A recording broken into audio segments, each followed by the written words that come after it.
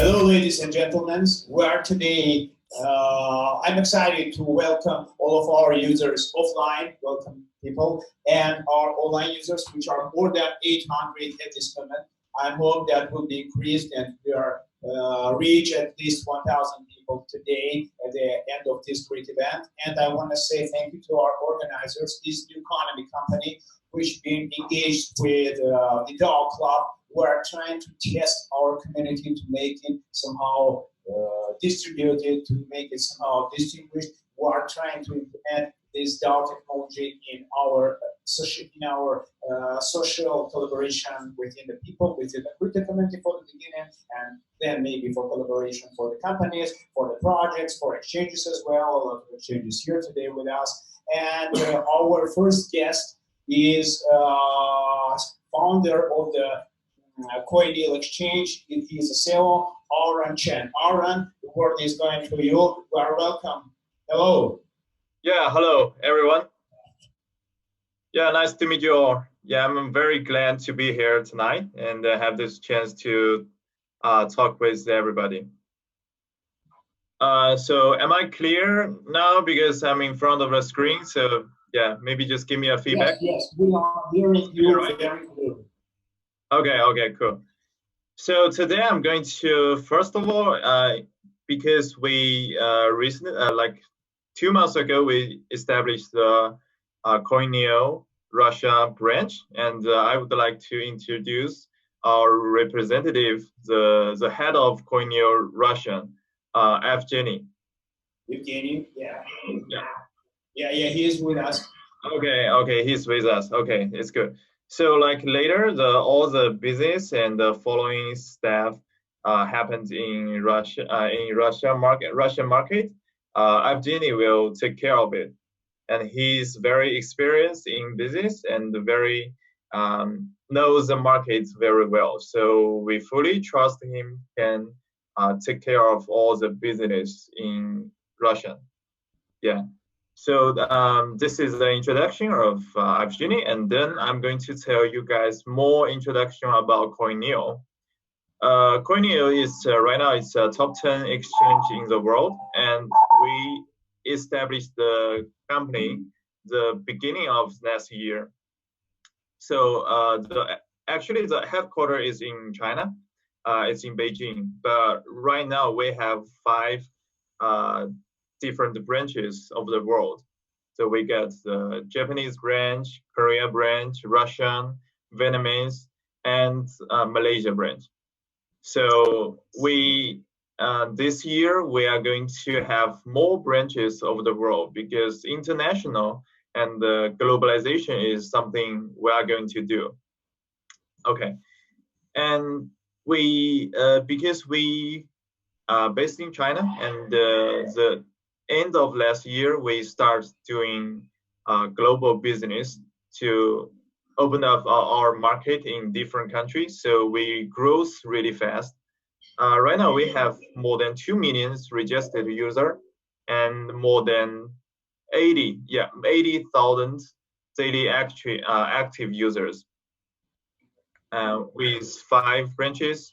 And also the recently, because you guys must know that IEO is quite hot topic in the whole market, and we start doing this like a month ago. So we are kind of the early bird in the market, and the IEO. I think it's a very good chance for the good project. They wanna raise some money. They wanna do the kind of like the marketing campaign before it gets listed. So it's really a good chance. Give more resources to the good project. They want to have a better behavior after listed. So we support them, and our IEO, actually we named it Launchpad. And we already done 5 or 6 Launchpad earlier before. And some of them raised a lot of money, and some of them they had a very good marketing campaign, so they have a better behavior on the secondary market. Yeah, should I tell you guys to turn the next slide? Yes, go ahead. Okay, I can just go ahead, all right? Yeah, for sure. Okay. So the IEO right now is really hot, and because we've done some, so we get some experience on them. Recently, we launched a new rules of our all IEO project to make sure that all the project they done IEO on Coineal, and they will have a good result on the IEO and also the good behaviors on the secondary market. So we become quite strict on the IEO process. Like earlier before, we don't ask our clients, ask the project team to they have kind of like, for example, they have to promise the price will not goes down like the first a few days after listed. But right now we have a very strict rule about it. And also the funds raised from the IEO, they cannot withdraw out immediately. They have to wait until everything's good. After listed, everything's good. So we can consider that as a successful project. Then they can withdraw the IEO fund. So this is good for the traders, good for the project team, because everybody in this market, they want to have a good reputation. And if you are serious businessman, serious company about your own business, we believe then you will accept these conditions. So right now we have like we have IEO, and also we ask our project to get listed after IEO because we want to make sure all the trader, all the investors, they participate in the IEO on Coineal. They can trade on Coineal later. So kind of the confidence from Coineal. And also because we believe that in the market, the most important thing is to considering how you're doing the promotion and how good the marketing you can prepare for the IEOs. So we don't want to take like a huge amount of money from the IEO commission. So usually we just take like a little bit commission. And of course, there's a listing fee. That's our listing rules. And of course, our research department will do the due diligence for every project. We try to make sure every project we accept it, they are qualified and they are good. They understand how to do business and they understand how to run the crypto market. Okay, so this is the IEO part, and about the other like informations, more details, condition of our IEO. I think you can contact with IFGenie, or maybe, or if you are in different country, you can contact with different the head of Coineal branches or our BDs. You can get more information and conditions about our IEO. And what I'm going to tell you guys next is some strategy of this year, some strategy of the Coineal for 2019. Also because we've observed that from the IEO, the good project, they are good in their own business for sure, but the crypto business, especially you are going to do the global things in the crypto world. You have to leverage different resources. You have to get more help from different parties. So that is why recently we launched a new program called Coineal Labs. So the labs is we try to help different clients, try to help them to get success. So for example, if they are going to open up the new market of their own token, own project, we will introduce the right vendors, the local vendor to them directly to save their time, to save their energy, because our labs will build the relationship with different top players in different countries. So for like, let's say we have the very strong connection with some marketing vendors in Vietnam and also some event hoster in Vietnam. We know like we have the good relationship with the top 3 players in Vietnam, in Japan. So every time if our clients want to go to a new country, as long as we have our brands there, yeah, they can get the best like services immediately. So this is what I want for this year, because I think the following competition point for exchanges is not only on like user friendly, your security, like your trading values.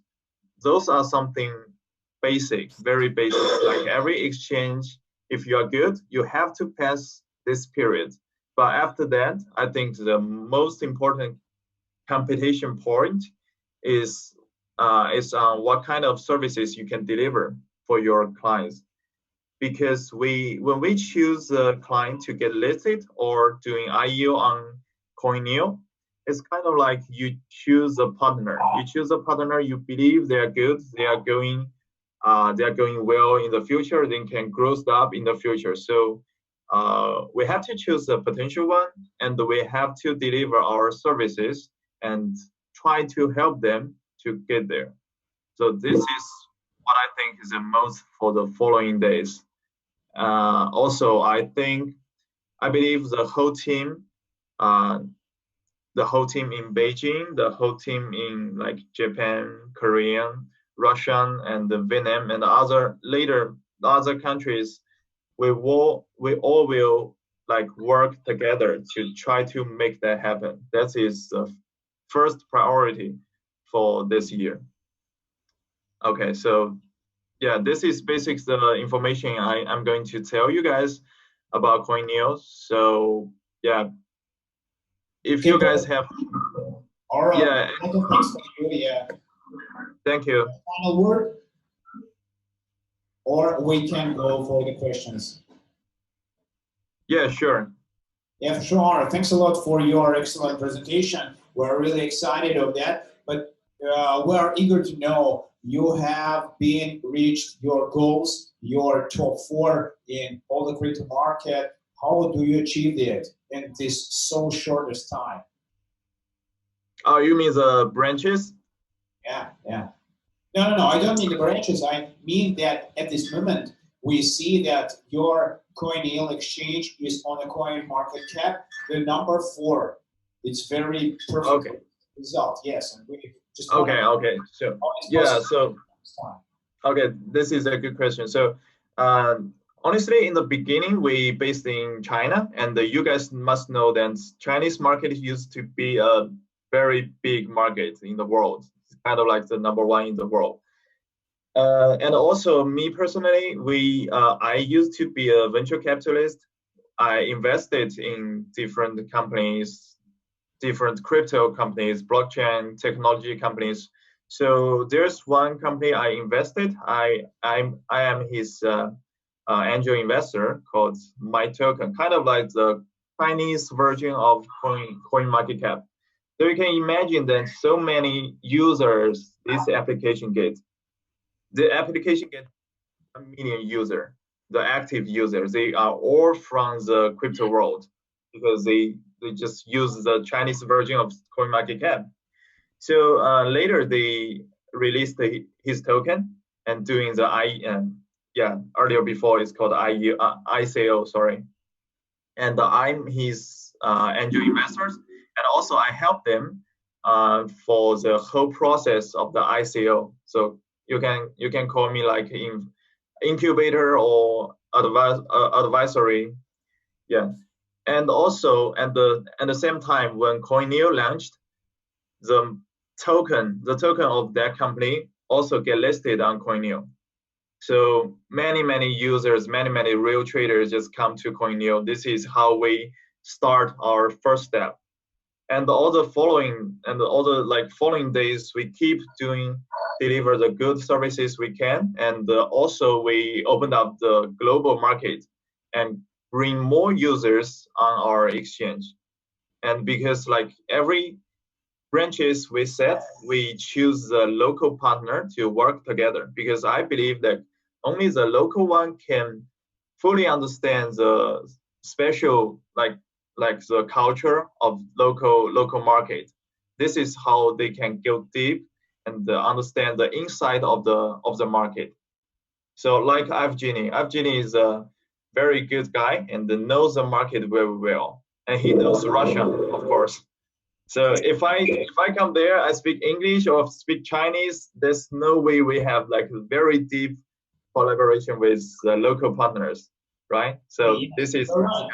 If you don't mind, you can just please be with us. Just show your face to the audience. He's the Russian representative of this great exchange, and we are hope that you are going to be succeed with its ongoing, with the listed on our exchanges, and the project is going to be in near future. Just give us a bit information what we can expect in near future in any kind of project get listed or not.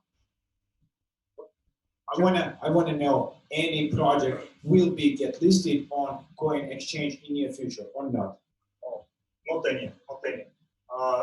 We talk with every project about their plans, their current status, their community, etc. And we have some score about project and decide to go or not to go. So we collect best projects, stars. Okay. Current moment. Okay, thank you, Artem, for your time. Thank you, Evgeny, for being with us. Yes, we are sorry we don't have so much time, but yes, we have a questions from our chat. Just where is it? Okay. One of our customers is want to know how is the token going to be listed on your platform? Maybe it's some necessary things. Sorry. We want to know how the token going to be listed on your platform. What's the what's the instruments on? What's the instructions for them? Okay. So first of all, you have to be qualified, and how can we define it if it's qualified or not? We have our in-know research team, and they will do the due diligence and give us a report about like the quality of the project. Is it qualified to get listed on Coineal? But one word, as long as you are doing good, you are doing hard in this industry, and you have a big vision for the future of your business, I think you get a chance to get listed on Coineal. Yeah, because we don't only work with a mature project, because just like I say, I used to be a venture capitalist. I know that even some small company, even some startup company, they got a big chance to become the super big company in the future. So the only thing we have to take is the time and the patience. So if you got vision, if you are doing the right thing right now, yeah, come to Coineal, and we will give you the feedback, and hopefully we can work together in the future and help each other grow together. Okay, thank you, Aaron. Yes, thank you for your time once more again. I wish your. Does it talking? Yeah. No. Okay, it's good. I wish your great exchange, being much more successful. I want to wish you a big success on this not so easy market. And thank you for your time for being with us today. Now we are going to finish our conversation. See you again. See you. Bye-bye, everybody. Okay.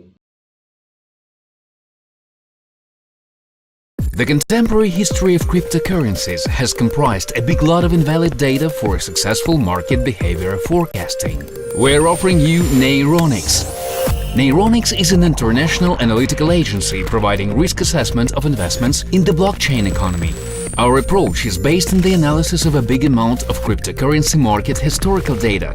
The evaluation of ICO projects presupposes examining of more than 70 factors, with their influence on more than 5,000 completed ICOs.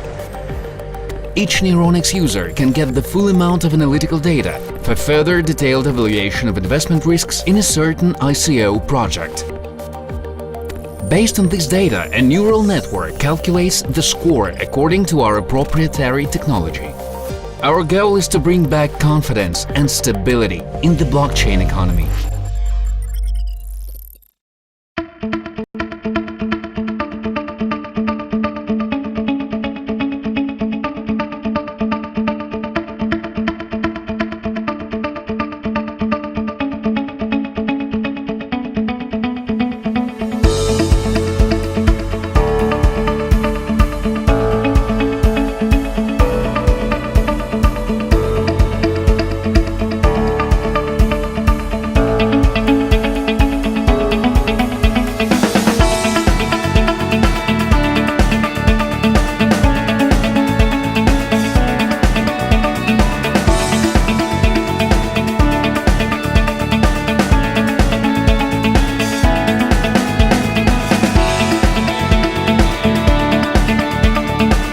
Why go crypto? Your relationship with money is hijacked by banks. You ask for permission to send, spend, get hold of the money you've worked for your entire life. Feels like the money isn't even yours. It's time for you to take the power back. Take control of your money. Spend the money with the speed you're used to, wherever and however you want. Feel the freedom of being your own bank. Join the better future. Cryptarium. Your money, your way.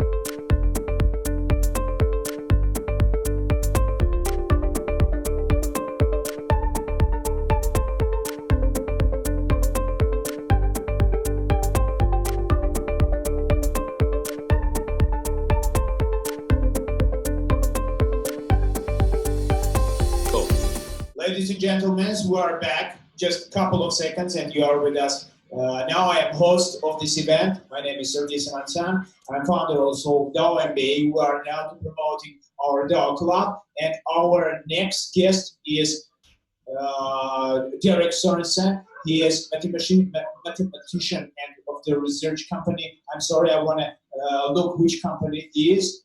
It's Paytomat Corporation. Derek, you are online. Just very welcome.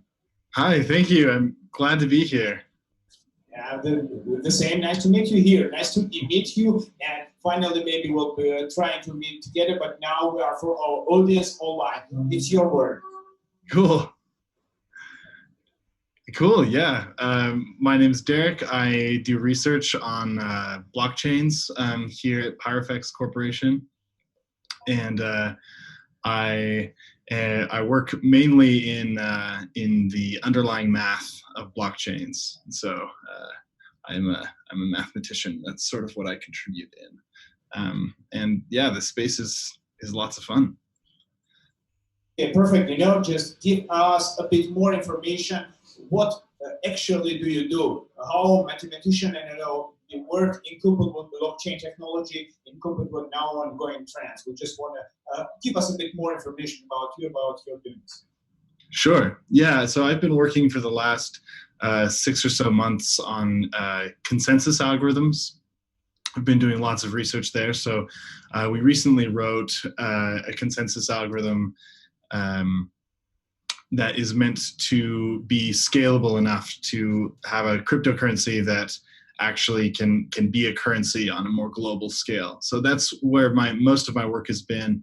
I've been doing other research in sort of more foundational theory and mathematical foundations. So I just published a couple of papers that treat the mathematical foundations underlying consensus and why they're important to have right, and what sort of the nuances are. So I explore things like attackers on the blockchain, network conditions and network models on the blockchain, and how that all affects how quickly a blockchain can run, or how safe it is, things like that. Okay, perfect. We just want to know how consensus at this moment working, where it actually is, and what's your research results. We want to understand how maybe it can be helpful for solving the problems which are now appeared, for example, in two great blockchains on Bitcoin and Ethereum. Yeah. So the main problem that I see in blockchains that's keeping it from being something that we can really adopt globally is speed. We just simply can't get enough transactions through. So Bitcoin and Ethereum right now can process between 7 and 13, maybe a little more transactions per second. And if we want to run, more business on the blockchain and actually have it be something where we can process lots of transactions, we need things on the scale of 5,000, 10,000, 50,000 transactions per second, and not between 7 and 15. So that's the main problem from my point of view that's facing blockchain technology. Consensus is kind of all over the place. Lots of people are doing lots of different things. So the most popular ones are proof of work and proof of stake, and they have their advantages and their disadvantages, and every system is kind of nuanced. Lots of companies are coming out with their new consensus algorithms, and most have specific purposes. So there's some that are really fast but not very secure, and there's some that are very secure but not very fast, and there tends to be a bit of a trade-off with consensus algorithms. Okay, Derek, we got your point, and we are eager to know, in your opinion, will the whole world eventually be on a single currency? I'm very skeptical of that. I really don't think so. And the reason is because the world economy is very complicated, and the way that currency fits into the economy is very complicated. In particular, a government that is managing an economy of its country can influence inflation rates on the currency, and it can influence different different economic aspects of the country in such a way that can be favorable. So if the country is in an economic downturn, then it's useful to put more money into the system and sort of devalue your currency a little bit, and then you can lift your economy. And then if your economy is doing well, it's more useful to have a strong currency. And so the government can and really fine-tune things, and that's often very useful. And so one example that I really like to point out is the Eurozone crisis that we've been seeing since the economic the Great Recession in 2008. Europe is still trying to recover from that. In particular, Greece and Italy and Spain and Portugal are still suffering from this crisis that happened more than 10 years ago. And one of the reasons why they're still suffering is that Greece in particular can't take full control of its currency because they're all on the euro. And so they're economically tied, but they don't have a central government that's strong enough to moderate the economies in such a way that they can sort of help each other. So Greece has it would be very useful for Greece to have a weaker currency than it has now. And it can't weaken its currency because it's tied to an economy like Germany that's very, very strong. Germany would normally have a stronger currency than it has now, but its currency is artificially weakened by Greece. And that is good for Germany because Germany mostly exports. And so Germany gets a lot of benefit and advantage out of this, and Greece gets a lot of the pain from it. And because they're tied on a single currency, but they're not under a single government, it's very hard for them to function. So I'm open to there being a possibility of some technological advancements that allow for some sort of natural economic regulation that happens on the blockchain. And I think that would be really fascinating research. But certainly what we have right now, it's simply not adaptable enough to be able to be part of every economy in the world. I think there could be lots of local currencies and then maybe one main global one that we sort of interact with. But I really don't think that we'll have one single currency everywhere.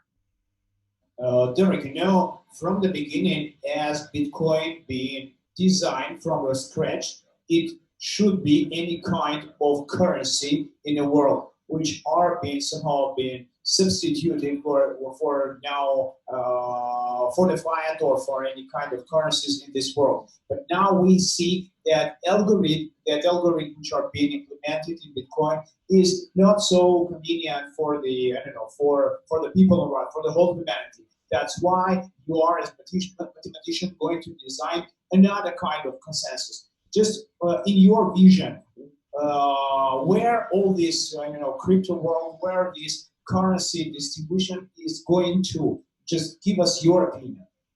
Yeah, if we can get consensus to be fast enough, I think that in my ideal world, in 20 years, every country will have replaced their fiat currency with a cryptocurrency, and we will work exclusively with crypto. I think that the blockchain has potential to completely disrupt and innovate all sorts of different economic sectors. One of the things that one of these that I think is most promising is the foreign exchange market of currencies. So countries, like the United States and Russia and China, we just trillions of dollars go over borders every day. And people who are making these exchanges internationally are burdened by slow bank, like the banks are very slow, the SWIFT network is very slow, and it's very expensive. They just eat fees.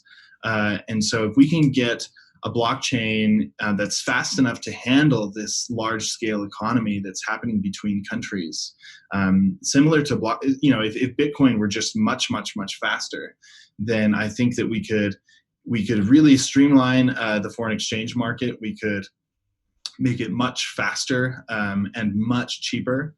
I think from there, I really think that crypto has the potential to just completely overtake currency. And if it does that, I find that very exciting because these big financial institutions in Europe and in the United States, they're really entrenched, and it's very hard to break into that market. They've set up really high barriers to entry. And so with something like cryptocurrency and Ethereum and smart contracts, you can make these financial services and these financial derivatives straight on the blockchain, and anybody can do it. And you don't have to go through this huge institution that's been built up. I find that very exciting and very liberating, and it just sort of democratizes money in a way that could really revolutionize our entire economy. So in my dreams, that's kind of where crypto is headed. Hey, Derek, at this moment, we are clearly seeing that the United States of America, for example, the Chase Bank, yes, JP Morgan, is already been implemented the stable coin, which is equal to US dollar, actually. And the bank is already implemented technology is. What's your opinion? What do you think? Is this technology or is that kind of approach will be ever adopted as currency, as not cryptocurrency, as currency for the humanity? Oh, just just straight currency.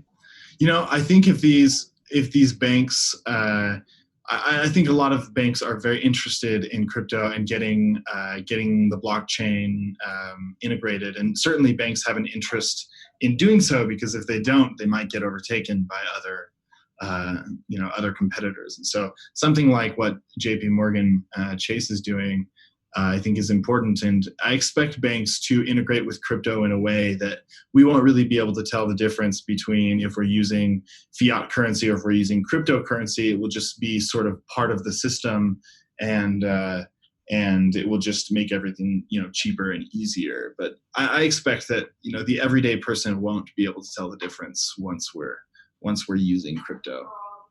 Okay, I am personally also hope that everything is ongoing. And now what we see, a lot of governments, a lot of companies, a lot of countries also adopted, for example, two cryptocurrencies, Bitcoin and Ethereum, and there's some respective or regulation. Also, we are going to see that all this crypto industry and blockchain as is going to have some kind of very interesting use cases, and I hope that our world will be changing from fiat world to the digital, from e-money or something else, so the cryptocurrency to blockchain or something else. A lot of thanks to you for your time. We don't have so much time yet for asking you additional questions for our chat. Thanks a lot, Derek, being with us. Nice to meet you a bit later. Yes, but at this moment, I want to say you goodbye and best luck with your kind of consensus for whole humanity. Thank you very, very much. Very nice to meet you. Очень приятно. Perfect. See ya. The contemporary history of cryptocurrencies has comprised a big lot of invalid data for successful market behavior forecasting. We're offering you Neyronix. Neyronix is an international analytical agency providing risk assessment of investments in the blockchain economy. Our approach is based on the analysis of a big amount of cryptocurrency market historical data. The evaluation of ICO projects presupposes examining of more than 70 factors, with their influence on more than 5,000 completed ICOs. Each Neyronix user can get the full amount of analytical data for further detailed evaluation of investment risks in a certain ICO project. Based on this data, a neural network calculates the score according to our proprietary technology. Our goal is to bring back confidence and stability in the blockchain economy.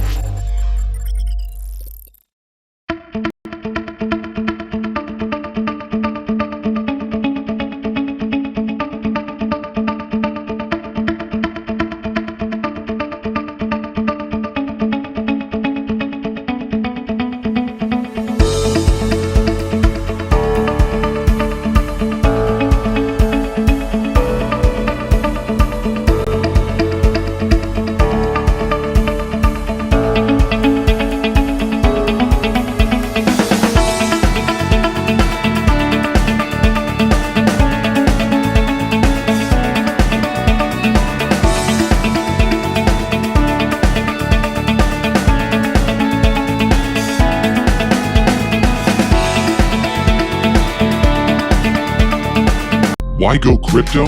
Your relationship with money is hijacked by banks. You ask for permission to send, spend, get hold of the money you've worked for your entire life. Feels like the money isn't even yours. It's time for you to take the power back. Take control of your money. Spend the money with the speed you're used to, wherever and however you want. Feel the freedom of being your own bank. Join the better future. Cryptarium. Your money, your way.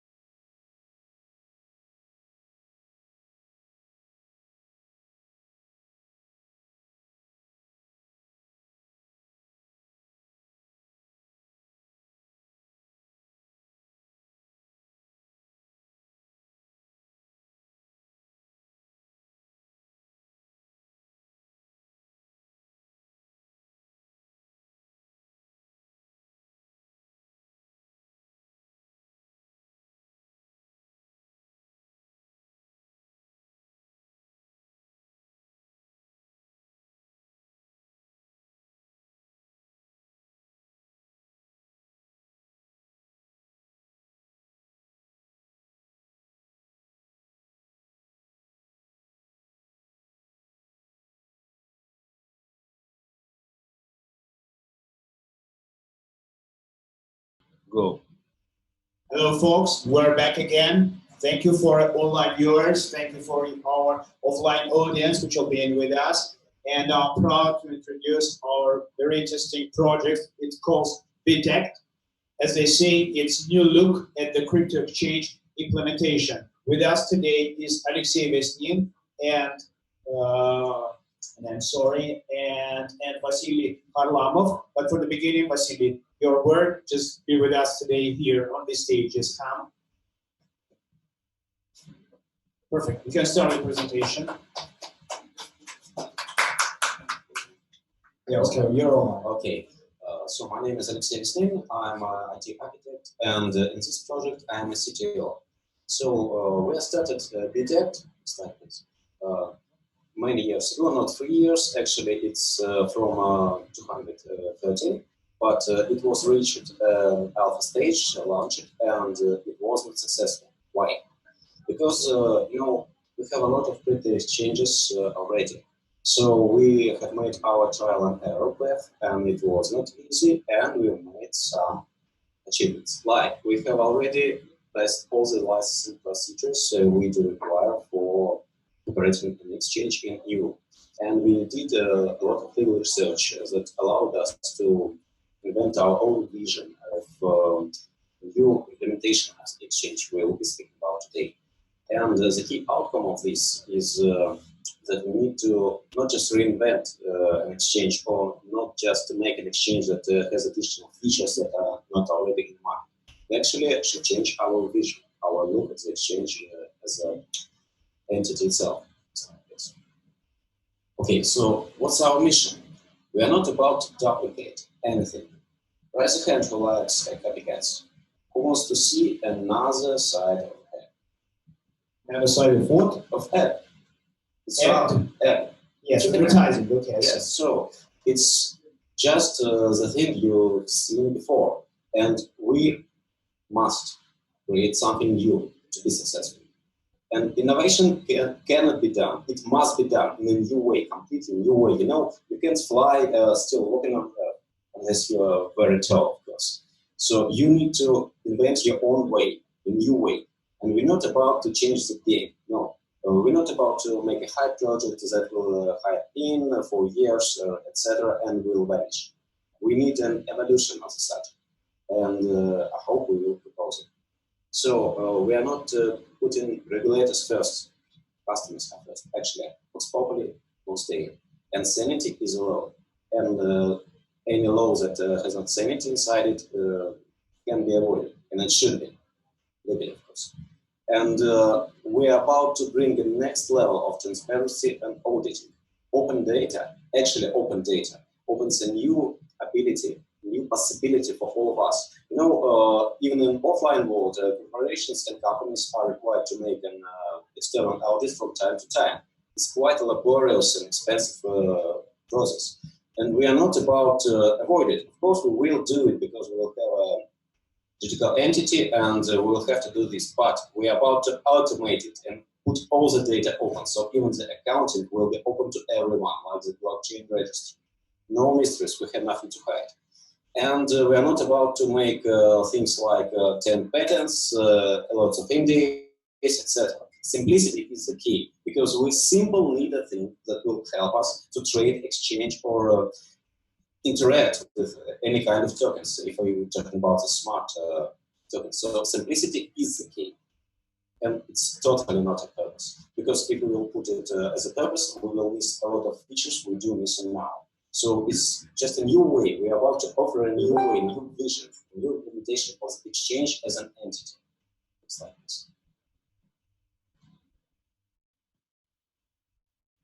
So key aspects of our proposal. We have a lot of aspects, but let me highlight the most valuable of them. We'll have an internal token. It's usual for an exchange. One for all the chains it will be operating on. We have an automated API to connect not just a token, but a blockchain, for example, for a new coin like units, and it's automated and standardized. And our token will be operating on this chain too, even on classical proof of work one. We have a trading power mechanics redesigned. You know, a lot of exchanges, the usual ones, we have something up to BTC, up to ETH, up to LTC, etc. We are putting all the pairs only against our internal token. And I will explain why a bit later. And we have rule sets as precise as you need. If someone of you has already traded on offline stock exchanges, commodity exchanges, etc., you've seen a terminal interface. I'm not how to tell you about this, but if you were using, and actually now, if you are using, for example, New York Stock Exchange and Nikkei, what do you have? You have two terminals, two different, completely from the hardware to software to interface, and you need to work on them separately. Actually, we offer a united trading terminal, united interface, and regardless of another attempts to make multi-chain trade, you have rule sets as precise as you need. You can set your stop loss, take profit for global scale, or you can set it for every chain you are trading on. For example, you can set stop loss and take profit for shares in one numbers, and for Ethereum in another numbers. And even if you are trading actually the same token through derivative in shares or in Ethereum directly, you can have it in your own way. It's all automated. So trading automation is actually should be taken to the next level. It must be hosted. No more lags, no more lag loss. If someone traded, especially in early 2000 years, you have experienced it for sure. When you have a disconnect or lag, you lacking the ability to sell or to buy a commodity for a good price. No more. It's hosted and it's integrated on the platform. It works at the very speed of the platform. It's the very same heartbeat. No more lag loss. We don't need it. It's 21st century. And we have no fiat money directly. We have gateways, but it's our know-how that will be disclosed to investors. But now we can speak about this. But we have no fiat money in any form inside this exchange. Why is that? For example, we are shipping in our leg and packing convenience. On the contrary, if we don't have a fiat money, we don't have fiat regulators who issues this money. And yes, we are trading some convenience for greater freedom. The more free we in our movements, the more we can achieve. And AML and KYC is working, but not blocking.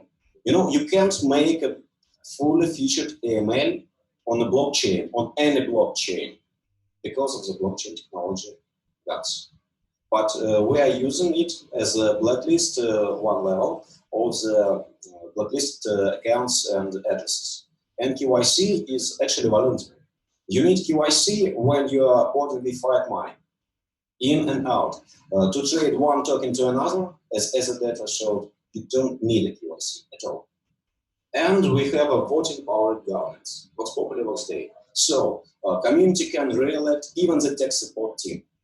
There's a very big mistake that was made by Easy Delta and why this market niche is free now, because it was centralized. This is not. If you need to re-elect a team for new alumni, you're welcome. It's your world, it's your exchange, it's your platform. So what's our competitive advantage? Because there are a lot of exchanges, not even on the tops. A lot of them are opening and closing daily. So it's trouble-free fiat monopoly. It's our know-how, as I already mentioned, but it will be fully disclosed, even with legal expertise. It's not just an idea, it was audited by lawyers, and they said yes. So we have hosting traded rules. So you have no lag losses, no DC losses, of course, and fully automated in and out. It's not tricks, it's just bits, and even no fee. We don't need to charge you for taking your money back. It's your money, it's not ours. So the tokens, so the coins, all the fees are collected through our internal tokens. That's why, exactly, all the pairs are made against this and nothing more. You can use this. You want to take out your Ethereum, you're welcome. Set a confirmation limit, pay the transaction fee for the Ethereum blockchain, and go ahead. We don't charge you for this. We just give you an instrument, nothing more. And it's an automatic scaling. You know, even in the Ethereum blockchain and even in offline stock exchanges, we do have lags sometimes. Take a look at Moscow Stock Exchange that even goes blackout for hours. Why? Because as an architect, I was about to redesign all the architecture into the one level high architecture. So we don't have complex structures. Complex structures, yes, they can be marvelous and glorious, but they do struggle because of the complexity. And we do use one level high architecture, but it can be scaled universe-wide. Not to speaking about house, it's a service pool, universal service bus, technically speaking. And multi-chain trading is really as it sounds. Why are we able to achieve that? Because we have redesigned and actually implement the institution and instrumentation of the oracles. True oracles, not just things that are attached to the Ethereum or blockchain node. It's our new technology. And we have automatical token listing process and no fee for that. It's a fee for thin air. Vox Populi, Vox Dei. If people do want to trade this token, let them do this. Why not? It's not a nuclear weapon. You can use it, and you should use it. If it is not viable, if it's a scam, or if it's struck, market will decide. Is it available or not? So we are not about to have fees. And to achieve truly one heartbeat synchronization, we are utilizing for computing in our platform. In the basic release, it will be a basic platform of our own, and after that, it will be put on the rails. It's a hypersphere project I designed myself. So we'll make some token offerings for this project. So first, it will be STO by heart for 20% of the company. It will be full legally supported by European Union laws. It's STO by heart. Will it be ICO or IEO? Time will tell. We'll discover it and make it. So the ICO token distribution event 2. Why we are making 2 events? No, ICO is not about to collect additional funds. We just need to offer the token for people so they can use this exchange. Nothing more. So fiat money bridge tokens, it's our know-how. It's a third offer, but it will be made on our own technology and low processing. It's know-how and it will be patented. And AML will be made as a blacklist, one level only, wallet address. On a blockchain, unless you are using a colored coin, it's a myth that you can trace the transaction. I can explain it later if it will be a requirement. We will have time. I'm sorry, yes, we haven't enough time. That's why I'm so company ID, intellectual property, and revenue share will be remaining and built in, so investors' money are protected. And stockholders will have their money, their revenue share, but they will not be able to pay for decisions made by quorum of the users. So Vox Populi is truly implemented. Yes.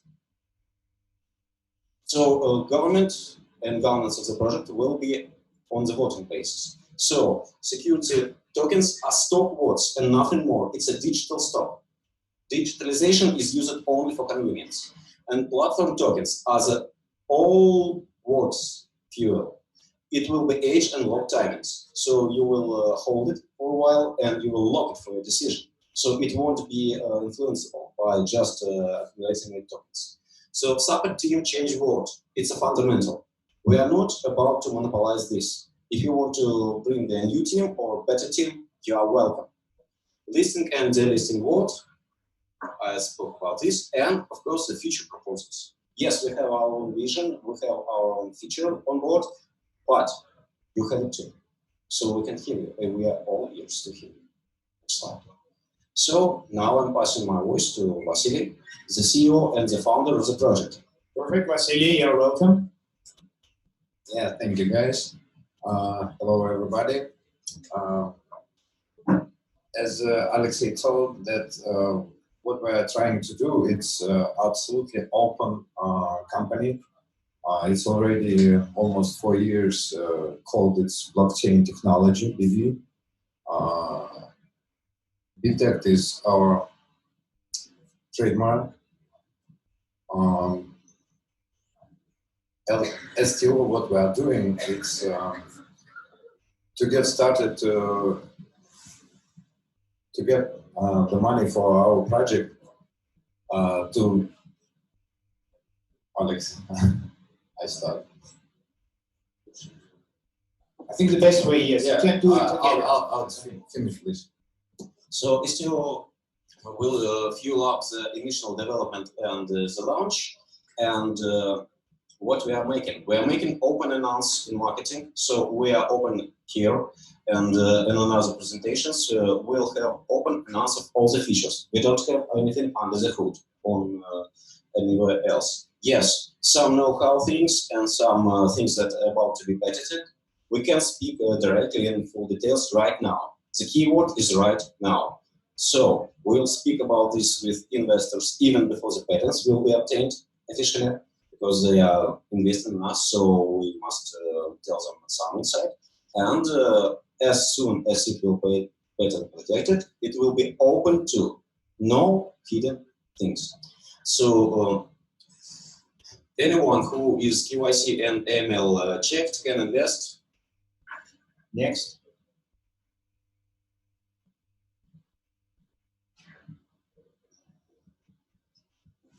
Bring the slide. No. Oh, yes. Who is KYC and AML checked can invest into this CTO, and it's just a legal requirement. It's not our requirement to know your real name, or real address, etc. It's a law requirement, and it's done legal.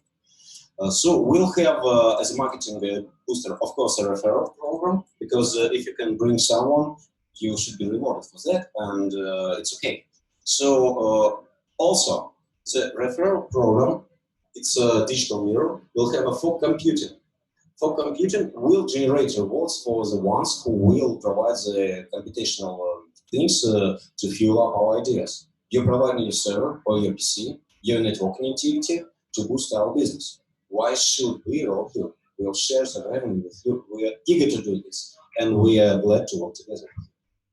So, social media integration, it's not about united questions and united publications. Also, it's a social media applications. So we'll be able to provide not just an application of our own, but let's take a look at this as a vending machine. You have a game with in-app purchases. Why your game can be tokenized? A lot of games tokenize it daily. So why your token can be traded on our platform? Why? It should be. Please go a bit faster. Okay, so we'll have payment like Kuku, WeChat, Alipay, and NestPay, of course, it's gentleman said. Messenger bots to provide you full operability through messengers like Telegram. Mobile and smart things, platform integration, not just a mobile application, but also the vending machine. I told about this. And Simple Start as a marketing tool, we are not about to make it all at once. We are about to make it step by step, integrating with each other. And we are making an automatic audit with full disclosure. I talked about this. Next slide. So it sounds good, but in all the ventures, we do have risks and challenges. A lot of risks nowadays, but primary ones are big starting amount of money. Yes, that's why we are starting STO, because we are not about to collect a little, make something that looks like working. No, we cannot make even just one piece of all the system, and we must make all the pieces, and we must make it final. So it will work. Of course, there will be bugs, because we have people who write the code. Even I, as an architect who designed the architecture internal, IT internals, I'm a human. I can make mistakes. Everyone can. So we will need to fix it and debug it. And some things can be debugged only in a live situation. So user base critical mass gathering is crucial for any online project, including Exchange. And as a side risk, yes, we do have unspoken partnerships, pre-agreements with some banks, but it will be adopted slow, I understand, because bank system is an old system and we are a new one. And when old meets new one, no, it's not that fast. And yes, if we are talking about economical things, it's a few plus years for full investment return. Because as we will have an income, we have to reinvest in development and research and development cycles. And we are about to break even after the return of investment in 1 year. It's not fast too. Alexei, please, our time is completely over. Okay. Go on your last presentation page. Let us Yes, yes. Milestones. We're clearly understood that, yes, all of these have to be implemented for making success. This is the previous slide there. Previous one? Yes. Huh? So we are not about to have a cutthroat business. Yes, the business is a competition, but we are not about to make a Shark Tank. We are open and eager to collaborate. So we're about to collaborate with other exchanges, with mutual token trading. We can trade their tokens, they can trade our token, and maybe even more. We're about to develop our EO platform as well, so it can be also integrated, and it's a mutual process. We're about to make fully automated, or as full as possible, auditing and accounting. So if you're a trader, you don't have to pay accountant that much, including taxes. We're about to elaborate the one thing that everyone is missing. Electronic citizen ID is marching wide on the Europe and the old world, and even in Asia. But why no exchanges are allowing to use it as a login? Because they don't have yet your idea being implemented. Yes, it's my word. Yes. Just please finish. We are clearly understand that this is great idea to be implemented in our imaginary kind of different world. Yes. So this is our site. Yes. That's our website. You can find additional materials there, and there will be more soon in week 2. Alexei, with that, just thanks to him. Yes, thanks a lot. I'm sorry we haven't enough time for. I'm eager to answer all your questions. Yes, all of the middle white. Yes, we are going for the pairs. The contemporary history of cryptocurrencies has comprised a big lot of invalid data for successful market behavior forecasting. We're offering you Newconomy. Newconomy is an international analytical agency providing risk assessment of investments in the blockchain economy.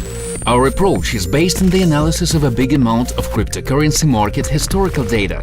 The evaluation of ICO projects presupposes examining of more than 70 factors, with their influence on more than 5,000 completed ICOs. Each Newconomy user can get the full amount of analytical data for further detailed evaluation of investment risks in a certain ICO project. Based on this data, a neural network calculates the score according to our proprietary technology. Our goal is to bring back confidence and stability in the blockchain economy.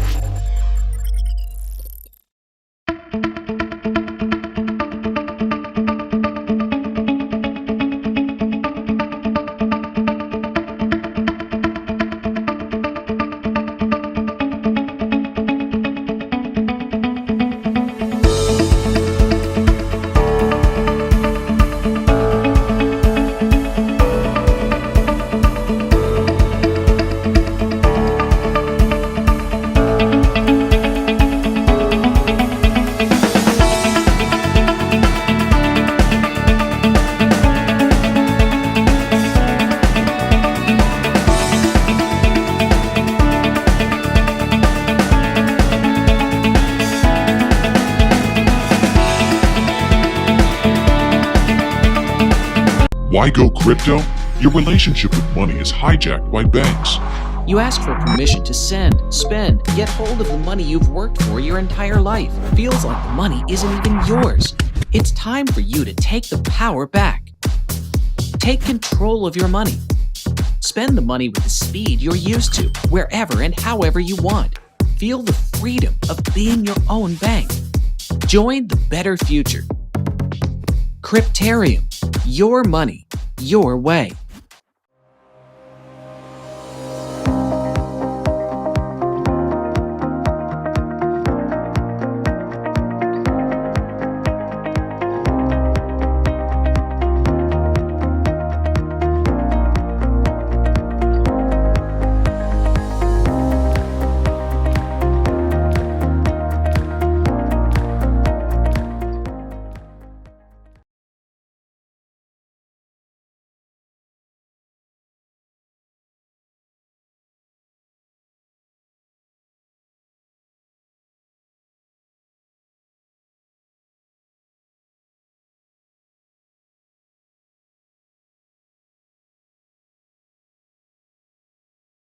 Hi guys, welcome back. Our next speaker is much more distinguished, and I'm happy to introduce Dmitriy Karpilovskii from the Even platform. He is Chief of Relationship in this foundation. Dmitry, you are welcome.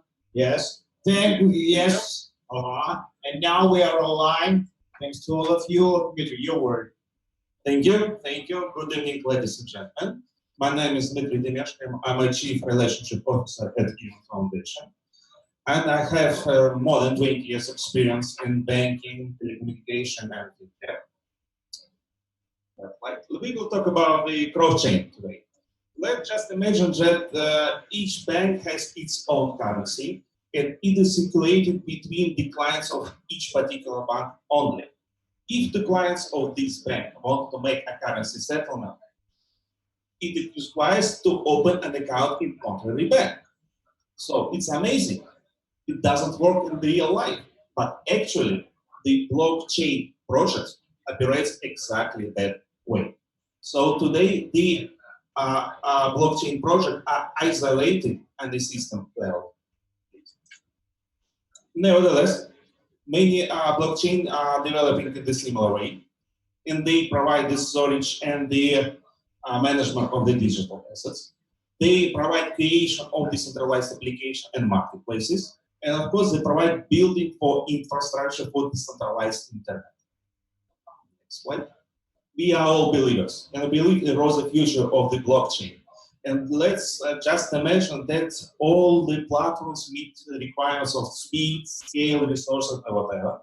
The number of the projects are reaching the 100,000, and the blockchain technology itself is now getting its perfection. It's now light and efficient. On the one hand, it's very beneficial situation for the final user because there are many answers for many questions, and there are competition between the project for the clients.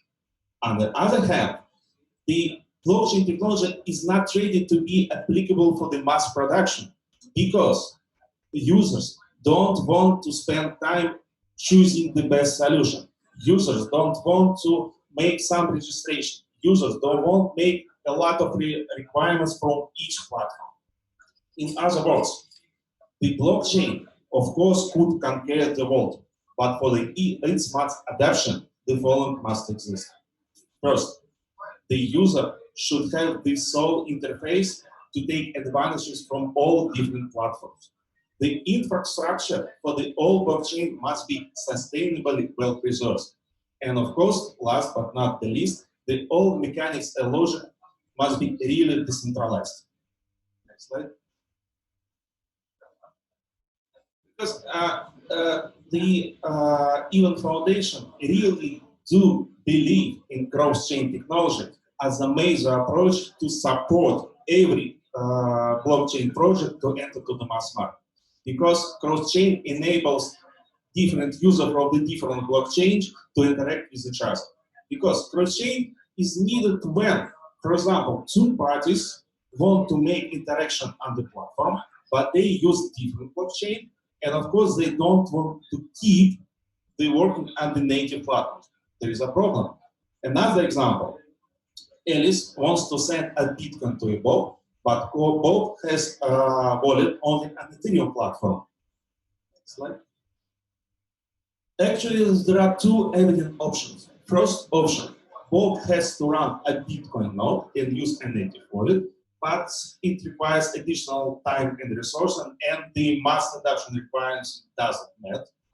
And the another option, he could apply to centralized service like exchange that runs a node for the Bob and will accept the assets from others. But in this option, the requirements of the decentralization is also not met.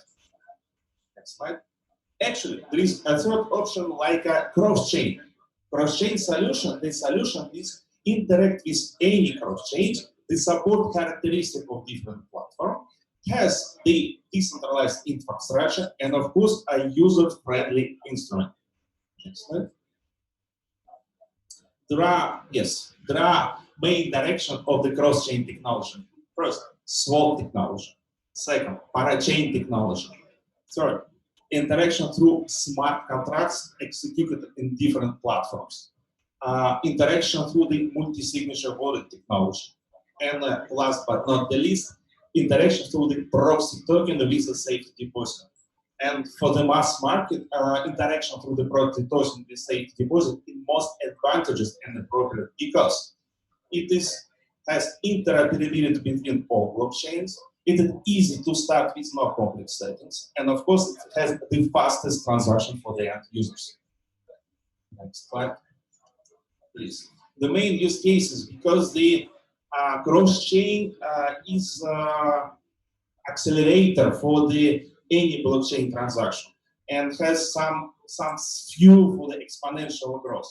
First, the clients will make exchanges, immediate exchanges without intermediaries. For example, the centralized exchanges use cross-chain technology as a tool for transparent, fast, and decentralized storage and management of clients' assets.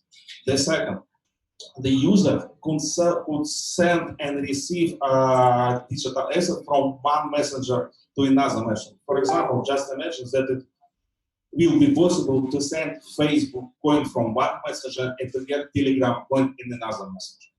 The cross-chain smart contract will be executed in the different blockchains. And of course, the users will be able to create own portfolio of digital assets consisting of different stable coins, proxy token, and whatever they want from the digital world. Next slide. Of course, the cross-chain will have a substantial and systematic component to be a service base for the blockchains because it has fastest transactions than any blockchain. It's very efficient. It's more of the safety than the blockchains. Of course, it's interoperable with any platforms and the networks. Of course, it's based on the decentralization in it, based on light technologies, because to run a node, you need only a smartphone, because even my smartphone is used for forging, and this forging charges all my installments. Of course, now it's a really smart chain device. Next slide. Just to wrap up, of course, we believe that future of any blockchain, successful blockchain, will have a close coexistence with a cross-chain approach. We can even believe that in 2 years, appearance of the new light, universal, and of course, fast cross-chain technology, and all of the technology will be based on the combination of an evaluated consensus algorithm. And the Event Foundation develops all these cross-chain technologies. Next slide. So, thank you very much. If you have a question, you can contact me. Thank you, Dmitry, for your interesting presentation. You know, I'm eager to know, do we have any question from the chat? Yes, I'm sorry, just an interesting, really, yes, we know about that. You know, unfortunately, no question, but question from my side. I'm eager to know why the company name is even. Is it something meaning or not? Yes, it's a lot of meanings behind, because even is equal. It's open opportunities for everyone. So it's uniting, it's combining, it's use the best option we have. Perfect. It's really appreciated, and I'm sure that you are going to have a lot of success with the implementation of the platform. I wish you the best luck on this market. Thank you for your time. Just real happy. And I want to say to our audience that now English session is over, and we'll welcome our Russian speakers on the next topic. With us, don't go away. See you. The contemporary history of cryptocurrencies has comprised a big lot of invalid data for successful market behavior forecasting. We're offering you Neyronix. Neyronix is an international analytical agency providing risk assessment of investments in the blockchain economy. Our approach is based on the analysis of a big amount of cryptocurrency market historical data. The evaluation of ICO projects presupposes examining of more than 70 factors, with their influence on more than 5,000 completed ICOs. Each Neuronics user can get the full amount of analytical data for further detailed evaluation of investment risks in a certain ICO project. Based on this data, a neural network calculates the score according to our proprietary technology. Our goal is to bring back confidence and stability in the blockchain economy.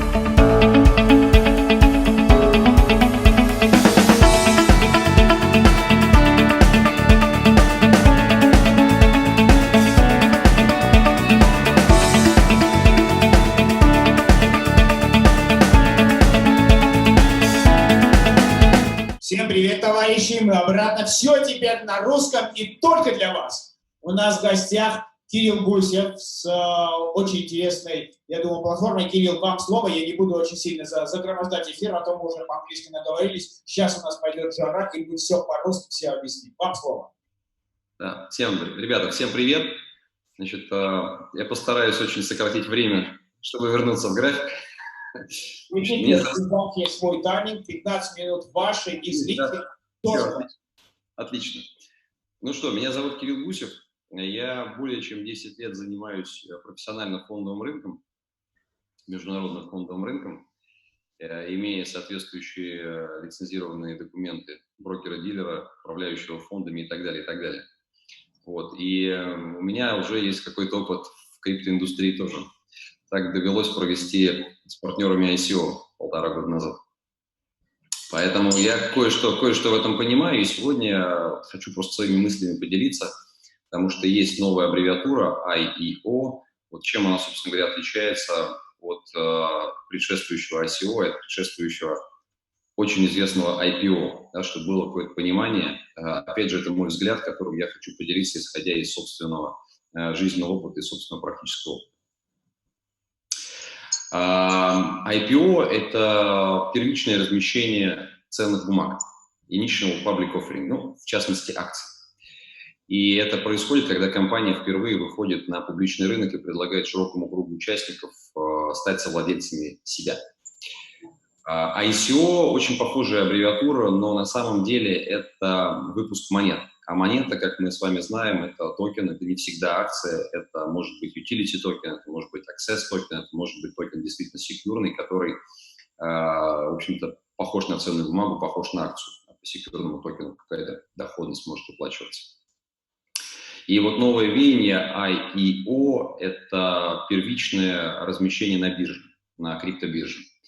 На самом деле появление вот данного механизма, на мой взгляд, оно очень необходимо индустрии, и оно, может быть, даже не столько своевременно, оно могло бы появиться и раньше, но появилось тогда, когда появилось. Почему? Потому что в традиционном классическом биржевом рынке IPO достаточно зарегулированная история, и компания, когда она выходит за привлечением капитала, она выходит через посредников, выходит через андеррайтеров, которые, ну, это большие крупные инвестиционные дома, которые занимаются размещением бумаг и, соответственно,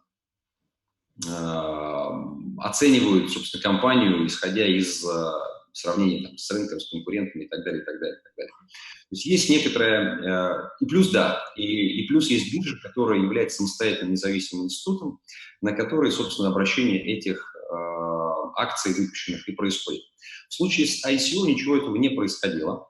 В случае с ICO привлекались деньги, ну, по сути, в стартапы, да, для каких-то разработок дальнейших и с возможным дальнейшим выходом этих токенов на биржу, то есть с возможной какой-то ликвидностью. И это было действительно огромной проблемой, потому что абсолютное большинство ICO состоявшихся так и не вышли на биржу. И я вам скажу так, что даже то ICO, которое мы проводили, несмотря на полностью созданный продукт, оно так и не вышло на какие-то крупные биржи, а торгуется на небольших биржевых площадках.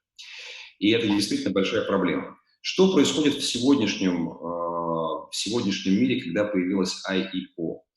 Это возможность сразу же получить ликвидность. То есть фактически уже между теми, кто дает деньги, и между теми, кто эти деньги занимает на какое-то развитие, на какое-то масштабирование бизнеса, появляется посредник в виде криптобиржи. Конечно, это не настолько зарегулированная отрасль, как в классическом фондовом рынке, но все-таки, да, это уже некий посредник, который так или иначе гарантирует своим именем, своим каким-то присутствием здесь, что он обеспечит ликвидность этих самых токенов, и он обеспечит, ну, по крайней мере, он разобрался, значит, раз он допускает такой токен в обращение, значит, этот посредник в виде биржи разобрался, что действительно есть продукт, есть уже какой-то MVP, и уже для масштабирования не хватает того самого публичного предложения, того самого капитала, чтобы просто этот бизнес побежал дальше. Хотя, безусловно, это не несет никаких стопроцентных гарантий, что размещение в формате IEO гарантирует многократный рост токена и так далее, и так далее, и так далее. Нет, гарантий никаких нет. То же самое, как мы на днях, там, за прошедшие несколько недель наблюдали размещение, например, IPO компании Lyft, и на сегодняшний день это достаточно серьезный минус 25-30% от цены размещения.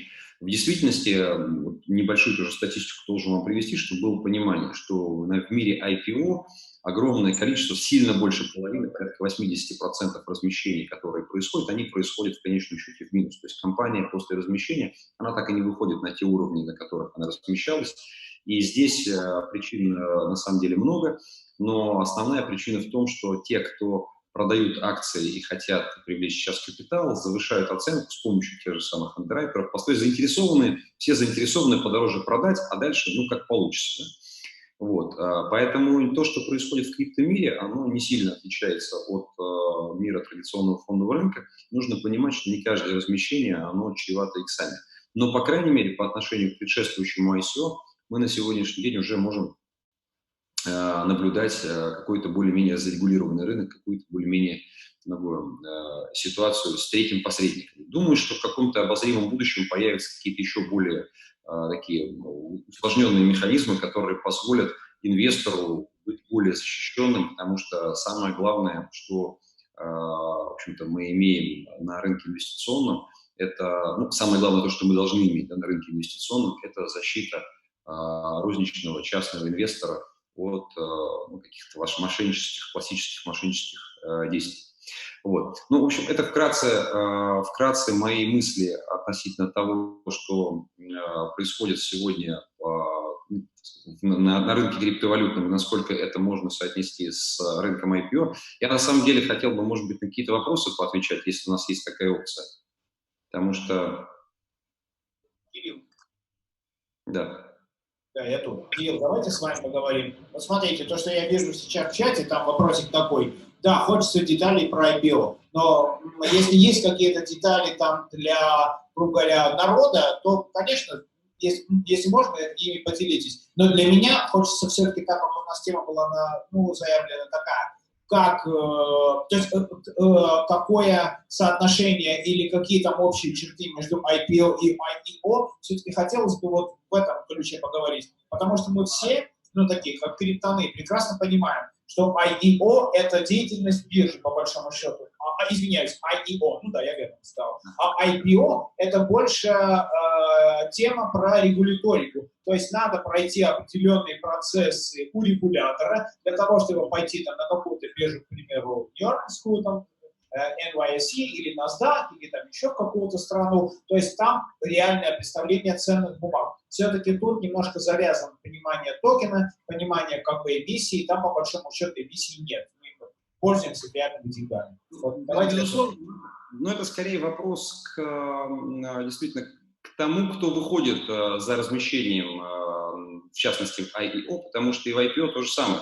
То есть в IPO, да, в классическом проходить гораздо больше нужно всяких регуляторных вещей, нужно много чего показывать, сдавать и раскрывать информацию. Естественно, этим занимаются различные оценочные компании, этим занимаются аудиторы. Естественно, андеррайтер, инвестиционный банк, который выводит, и субандеррайтеры, которые выводят на размещение компанию, они этим занимаются тоже. То есть посредников, участвующих в процессе размещения, много, и так или иначе это более, нельзя сказать, что более надежно, но более зарегулированно однозначно. В случае с IEO на сегодняшний день посредник пока один в виде, или может быть там их может быть несколько, если это сразу на нескольких биржевых площадках происходит. это одна или несколько бирж, но в любом случае для размещения уже нужно раскрывать какую-то о себе информацию, то есть нужно более, ну, скажем так, биржа как выступающий такой гарант какого-то здравого проекта, да, здравого продукта, к этому проекту, к продукту, который выходит, она уже относится более пристально и смотрит, действительно, какая там команда, насколько там уже готов продукт до MVP или, может быть, дальше, какие могут быть следующие действия, ну, чтобы, по крайней мере, по задумке, по крайней мере, мы уже можем рассчитывать, что явный скам будет отсеян.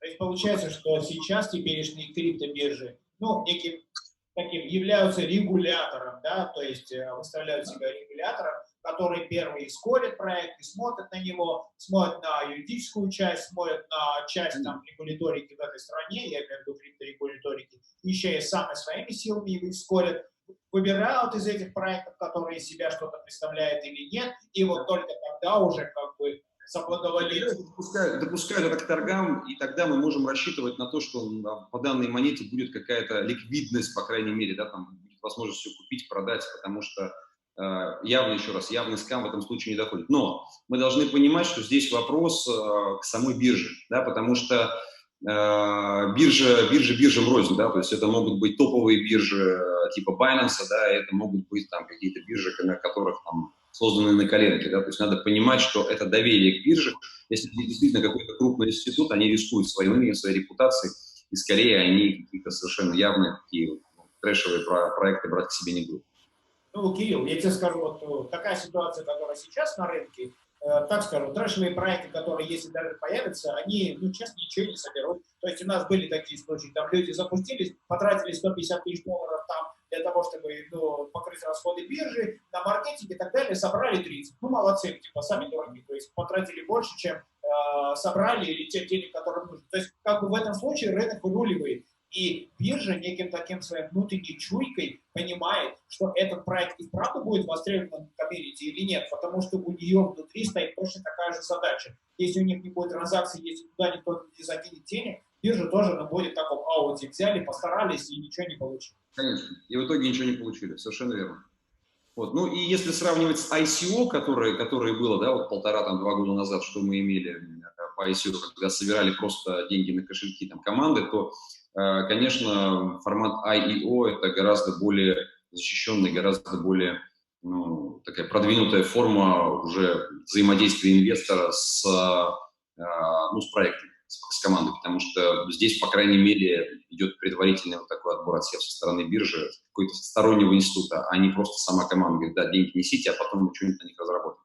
Ну, знаешь, мое мнение следующее. То есть, несмотря на то, что мы так, в идеологии блокчейна, в идеологии децентрализации пытались все сделать сами, типа все должно быть централизовано, рынок должен быть решать, мы все-таки, грубо говоря, без посредников никак вот не обходимся. Обязательно кто-то должен быть, чтобы нам сказать, ну, в данном случае биржа, вот этот проект нормальный, мы его просхорили, мы его берем себе на борт, пожалуйста, там, товарищи, вкладывайтесь. В данном случае там у товарищей набегает какая-то волна, кто-то говорит, давайте, все, вот мы с ними победим, вперед, заработаем что-то и так далее. Вот, ну, в данном случае эта схема, наверное, с человеческой точки зрения, такие криптоанархисты, которые все время кричат про децентрализацию, сами все-таки подсматривают на некое такое, как это сказать, escrow агента, да, доверительного лица, который скажет, так, я вот как бы подсмотрел.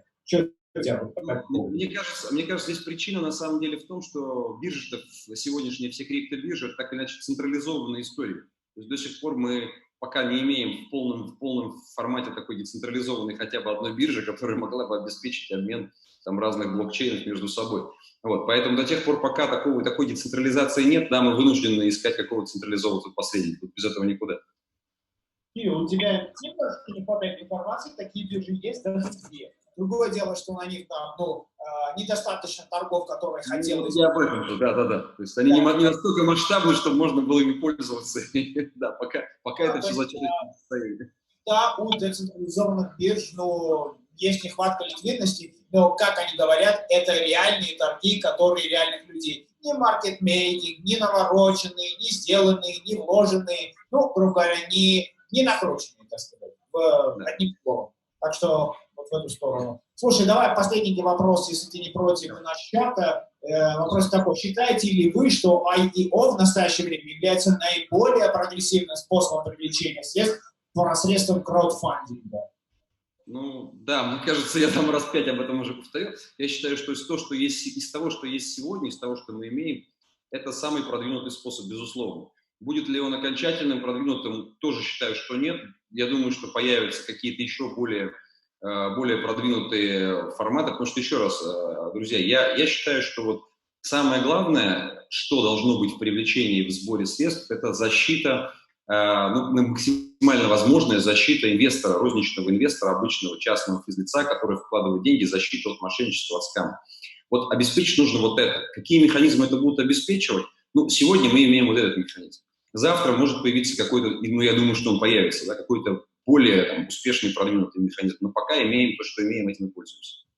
Знаешь, вот мое мнение немножечко отличается. Я думаю, что не все там люди вокруг должны боготворить инвестора, то есть вот наш владыка, у тебя есть там $100, и вот ты нам сейчас скажешь, то есть если ты в нас вложишься, мы благодаря тебе вот этот проект запустим, если не вложишься, ну, мы будем как-то стараться это делать. Я думаю, что у инвесторов, у самих тоже должна быть некая голова на плечах, и они должны смотреть, что происходит вокруг. А то в реалии будут одни профессионалы. То есть как это есть сейчас, например, в рынке IPO. Рынок IPO, можно сказать, почти невозможно, грубо говоря, там, весь остальной народ не в курсе, что там творится, какие профессиональные инвесторы. То есть для них очень много барьеров стоит и точек входа, поэтому их там особо и нет. Поэтому они присматриваются к рынку IEO. Я думаю, что всем надо стараться не, так сказать, дурить друг друга, вот в прямом смысле, это немножко меньше брать, и децентрализация, и open source, да, не open source, а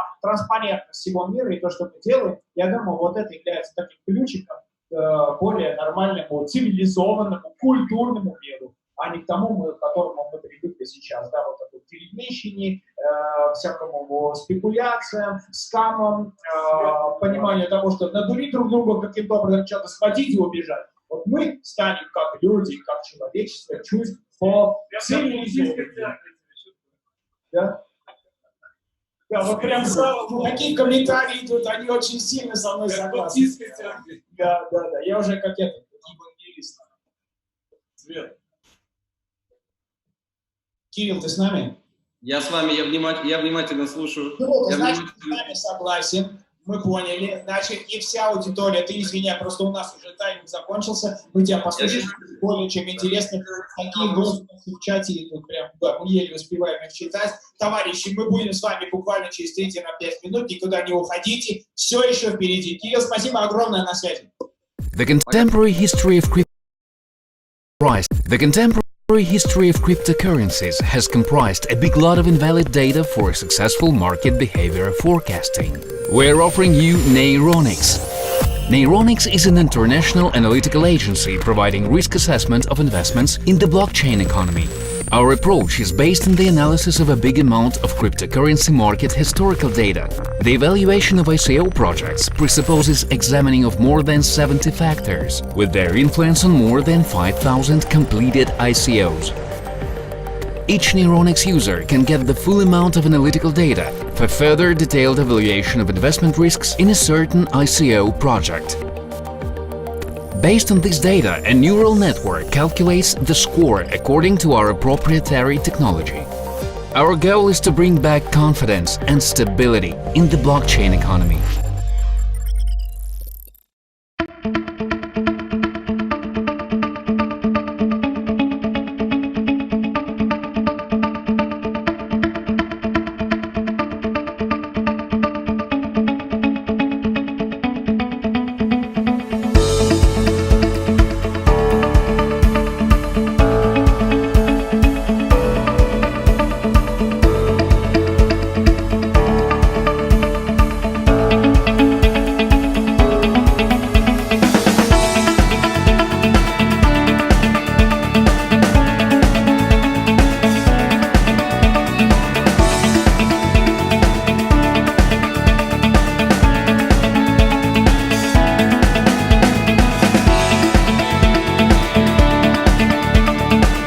Why go crypto?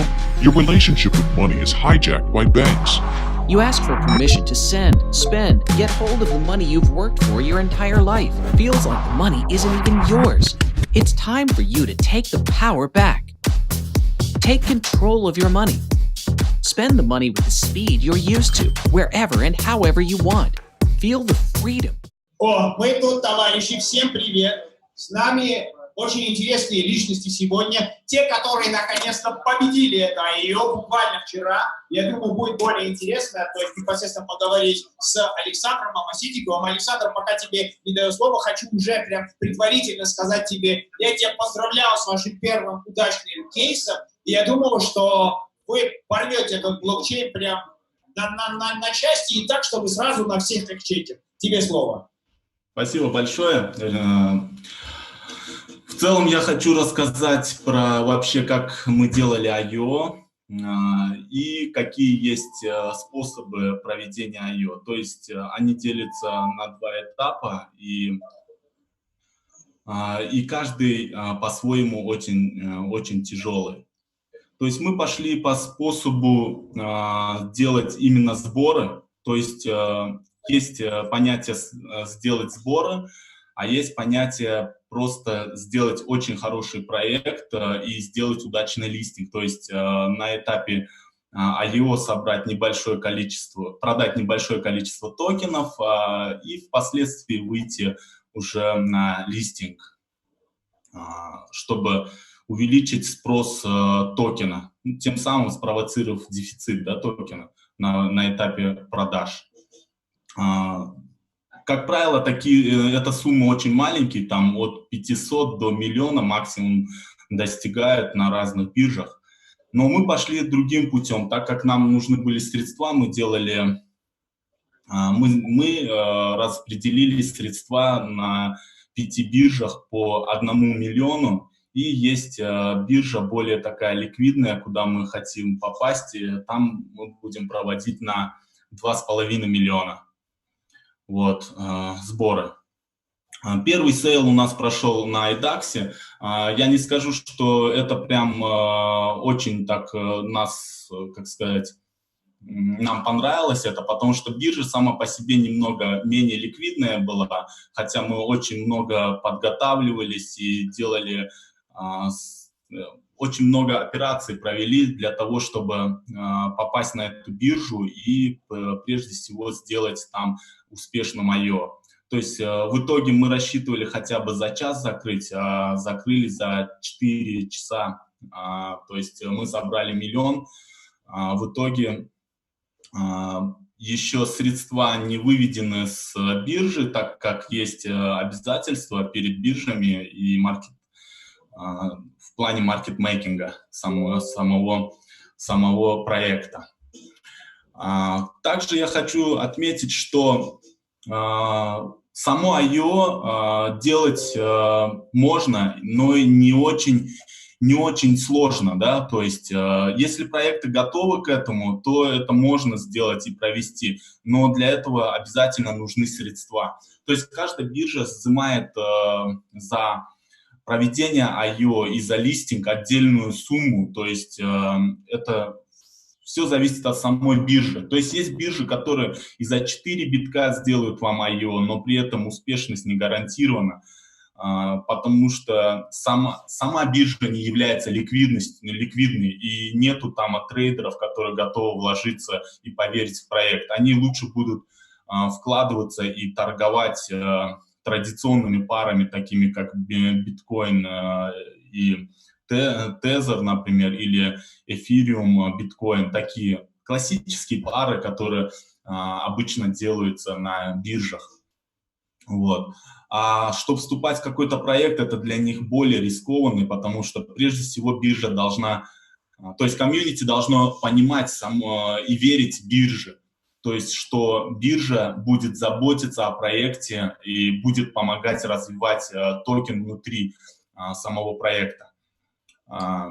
Я, например, могу отметить, что если проект решил выходить на IEO, то он должен прежде всего обратить внимание на то, что не стоит выходить на биржи, которые не имеют ликвидности вообще. То есть из Tier 3 это ну, совсем, то есть все, которые ниже двадцатки, то есть они вообще не имеют смысла даже туда идти. То есть, и по сути биржа сама предоставляет просто технический инструмент для сборов.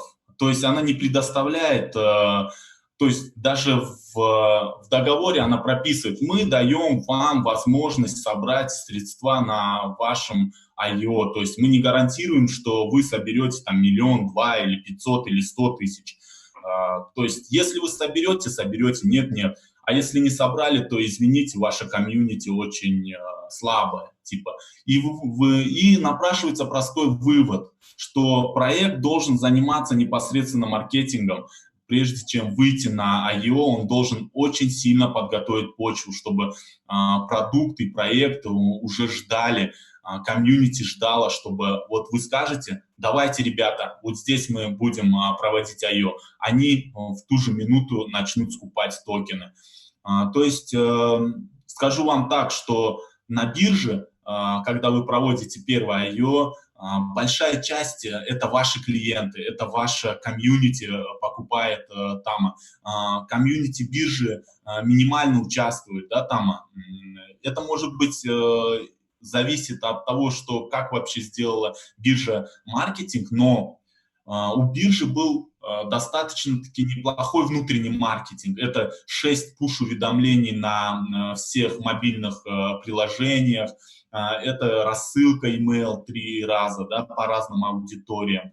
Это, к примеру, полностью оповещение во всех соцсетях, во всех своих каналах о том, что они проводят IEO для этого проекта. Но в итоге клиенты биржи мало участвовали, к примеру, на IEO. Большая часть — это именно те комьюнити, которые мы собрали и хотели, например, ну, порекомендовали им участвовать в IEO.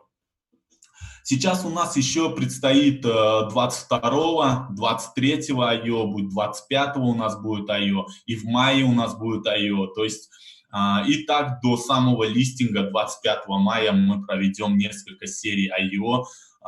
Вот. Сейчас мы ведем переговоры. Есть, конечно, очень сильные проблемы во многом. То есть здесь всегда играет человеческий фактор. Но мы считаем, что мы будем делать это очень хорошо, и как пионеры этого рынка мы не боимся рисковать, так как краудсейл традиционного ICO уже давно иссяк себя и давно уже не может делать сборы. Вот. В целом как-то так. Но в принципе, как делать IEO, я могу рассказать, если это интересно, но это очень большая тема. Если вы, например, будете задавать вопросы, я отвечу более детально на каждый вопрос, как мы что и делали. Да, спасибо тебе огромное. Сейчас посмотрим, что у нас тут интересно ходит, как это наши партнеры. Всем привет. Спасибо, что вы с нами. Вау. Так, кто? Слушай, что-то в онлайне у нас особо нет вопросов. Я чувствую, что у нас в офлайне есть вопросы. Слушай, вот спросил Александр, ты как представитель супер крупной организации, скажи ему что-нибудь. Александр, привет. Знакомые заочно. Еще задать вопрос, какого характера. Что-то плохо слышно, ребят. Плохо слышно. Нет ли чувства и ощущения того, что тема идет вниз, дампится, она сокращается аудитория, уменьшается финансирование, уменьшается доверие к этой процедуре, ну и так дальше. Комьюнити, которая готова играть в эту игру, развивать финансовые инструменты. Нет ли этого ощущения? Какой-то хронологии перспективной? Месяц, 2, 3, лето, осень. Я понял. Я думаю, чисто мое мнение, как человека, который уже делает это IEO, я думаю, этот тренд продлится не очень долго, максимум 2 месяца. А почему я так говорю? Потому что многие биржи делают это, я не хочу внутреннюю кухню открывать, но есть некоторые подводные камни, которые мешают делать прогнозы на будущее. То есть это, ну как сказать, на аудиторию я не могу сказать такие вещи, потому что есть свои нюансы. То есть, но я думаю... Чтобы это делалось насколько возможно долго, да, потому что нам пока вот в этом рынке нравится. Давай немножко... Сергей, я перебью, извиняюсь. Тебе пока нравится, пока ты не сделал проект. Вот ты сделаешь проект, я посмотрю, как тебе понравится. Прогибаться перед биржами. Вот прям специально для тебя более 30 проектов, из которых 4 я говорил вообще ходить, да, бывает такое, то есть я такой немножко неоднозначный человек, неоднозначный, но у всех остальных более-менее все хорошо. У кого-то очень круто, у кого-то так себе, кто-то болтается, но так, чтобы, как, там, я не знаю, соскамился, всех кинул, дофига долгов, уехал в Тай, там, я не знаю, где-то отлеживается на подсолнышком, такого вот нет. Давай, у нас один есть вопросы из чата, и мы тебя отпустим. Вот Артем Вахрушев спрашивает, вот как вы узнали, что покупает ваша аудитория там, токены, а не биржи? То есть, типа, они сами и пылесосят все. Биржа сообщает нам, что новые покупки пришли от нашей аудитории. То есть свежие кошельки это и есть, то есть наши клиенты.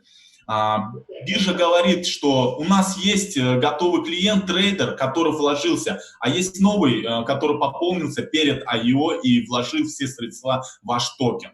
То есть он делает передает таблицу, ну и соответственно в каждый IEO они сопоставляют два кошелька, то есть с этого кошелька деньги ушли, на наш кошелек пришел, токены списались и перешли на тот кошелек. Соответственно, мы видим саму транзакцию и видно история этого самого клиента. То есть, да, то есть вы видите, что происходит. Это, кстати, очень в сторону cryptocurrency, да, что вот в реальном мире такого невозможно. Если я бумажечку передал, то есть она как-то не трекится, а то топа все видно, в блокчейне записано, никуда не уйдешь, и в реале можно посмотреть все транзакции. Слушай, огромное да, к сожалению, наше время уже подходит к концу, мне машут, говорят, Сергей, уходим на рекламу, мы и правда уходим, да, буквально на 2 минуточки, еще вернемся. С тобой было очень интересно, приходи к нам. Спасибо, ребята. Спасибо, всего доброго, пока. До свидания.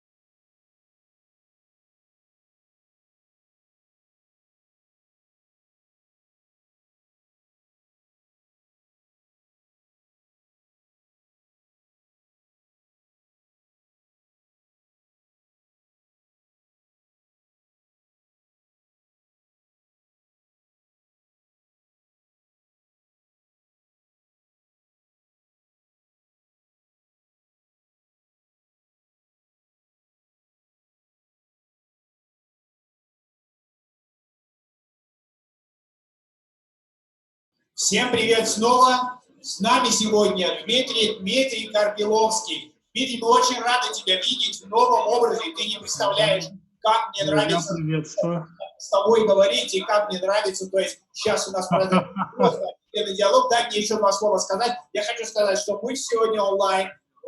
У нас, то есть в такой кулуарной обстановке у нас тут DAO клуб, благодаря которому мы собираем людей в это новое комьюнити, и я вас очень прошу, да, потому что мы в эфире, вот все наши люди смотрят, более 1000 человек. Дмитрий с нами. Дмитрий, тебе слово, компания Paytomat. Да, друзья, приветствую. Но у нас сегодня такой инсайдерский формат мероприятия, я даже не знаю, о чем вам такому интересному рассказать, поэтому давайте, наверное, галопом по Европам. Ну, про IEO уже вы тут много всего услышали, могу поделиться нашим опытом. Мы недавно завершили IEO на платформе Exmo, завершили его за 90 с чем-то там секунд, что, в принципе, считается, мне кажется, даже по международным меркам неплохим показателем. Но сделали мы, как обычно, все не так, как все, поэтому, ну, давайте два слова, я не буду там много воды, IEO, там, почему, зачем, как. Давайте сразу о том, где мы пошли, может быть, против тренда и что из этого получилось. Значит, в чем мы видели главную проблему ICO? У нас изначально был план за ICO-шиться, как все. В какой-то момент это стало уже ругательством говорить в профессиональных кругах, что ты идешь на ICO, а у нас, поскольку продукт такой достаточно заточенный для профессионалов рынка, нам важно было какую-то репутацию все-таки удерживать. Соответственно, от ICO мы отказались, а фондирование при этом по чуть-чуть заканчивалось, и мы решили пойти по стопам венчура. То есть что мы сделали? Мы перенесли в криптоэкономику тот подход, который есть у классического венчура, когда закрывается маленький раунд, он закрывается по фиксированной стоимости, по понятному valuation, потом компания на эти деньги развивается, показывает свои усилия, показывает результаты этих усилий, и если инвестору нравится результат этих усилий, он дает следующий раунд.